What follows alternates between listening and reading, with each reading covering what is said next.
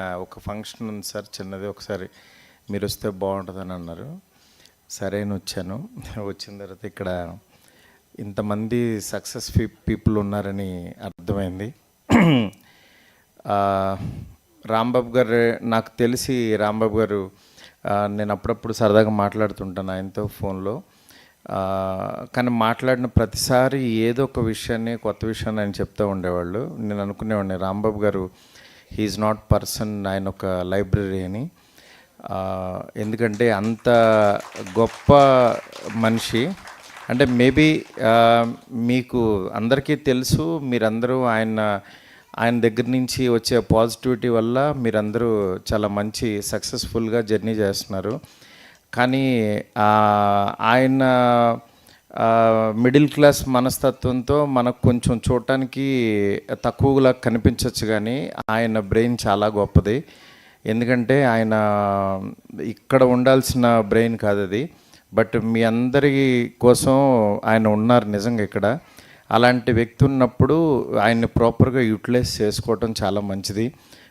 ఎందుకంటే ప్రతి ఫ్యామిలీను ఇవాళ ఉన్న స్ట్రెస్ లైఫ్లో అలాంటి పర్సన్ ఉండటం అనేది చాలా ముఖ్యం.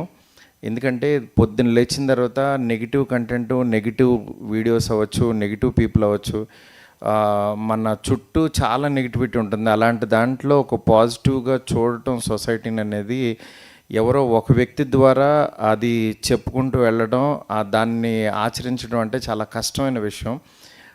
అలాంటి కష్టమైన పనిని యాక్చువల్గా ఆయన ఏదో నామినల్ ఫీజుగా తీసుకుంటూ it's one kind of service చేస్తున్నారు. ఈ సర్వీస్ని అందరూ ఐడెంటిఫై చేసి ఇంకా ఆయన ఎల్లో హెల్త్ని చాలా గ్రోత్ తీసుకెళ్ళాలని చెప్పి మనస్ఫూర్తి కోరుకుంటున్నాను. ఎందుకంటే చాలా రేర్ ఇలాంటి పర్సన్ ఉండటం అనేది. చాలా తక్కువ మంది ఉంటారు. అలాంటి వ్యక్తుల్లో రాంబాబు గారు ఒకళ్ళు. మీకు నిజంగా చిలకలూరుపేటలో ఆయన ఉండటం అనేది చాలా అదృష్టం. హైదరాబాద్లో ఉంటే కనుక ఆయన దొరికేవాళ్ళు కాదు. ఆయన అక్కడికి వెళ్ళి సర్వీస్ చేస్తున్నారు. నేను చాలామందికి, మా ఫ్రెండ్స్ కొంతమందికి వాళ్ళకి రెఫర్ చేశాను. నిజంగా వాళ్ళ లైఫ్లు నిజంగా చాలా బాగున్నాయి. ఎస్పెషల్లీ మా వైఫ్ స్పందన, తనే ఫస్ట్ రాంబాబు గారి గురించి నాకు చెప్పింది. నిజంగా తను చాలా పాజిటివ్ రిజల్ట్స్ చూసింది, అంటే హెల్త్ వైజ్. నిజంగా మన హెల్త్ బాగుంటే అన్నీ బాగుంటాయి. అలాంటి హెల్త్ బాగుండాలంటే రాంబాబు గారి టచ్లో ఉండాలి. అందువల్ల మీరందరూ కూడా చాలా అదృష్టవంతులు. ఇంకా ఒక్కొక్కళ్ళు చాలామంది జాయిన్ చేసి ఎల్లో హెల్త్లో ఇంకా పాజిటివిటీని పెంచాలని మనస్ఫూర్తి కోరుకుంటున్నాను. Thank you so much. Thank you.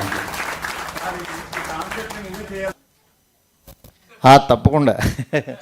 నేను ఒకసారి ఆయనతో చెప్పాను, నేను మీ కాన్సెప్ట్ని యాక్చువల్లీ నేను ఎప్పుడో సినిమా వస్తుంది చూడండి అని అన్నాను. డెఫినెట్గానండి. Thank you.